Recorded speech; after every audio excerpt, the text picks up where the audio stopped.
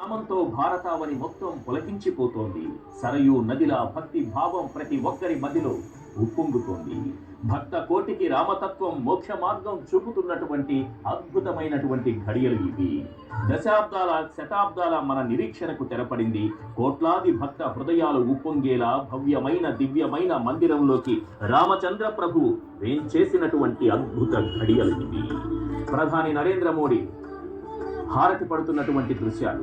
ఆ రామచంద్ర ప్రభువును దర్శించుకోండి. ఎంతో తేజోమయం కనిపిస్తోంది అక్కడ, ఎంతో తేజస్సు కనిపిస్తోంది అక్కడ. అదిగో బాలరాముని దివ్య తేజస్సు, అదిగో బాలరాముని మంగళకరమైనటువంటి దర్శన భాగ్యం, అదిగో బాలరాముడు తేజోమయంగా కనువిందు చేస్తున్నటువంటి దృశ్యం. కోటాను కోట్ల భక్తుల హృదయాలను రంజింపజేస్తూ అయోధ్యలో కొలువు తీరినటువంటి బాలరాముని విగ్రహాన్ని దర్శించండి.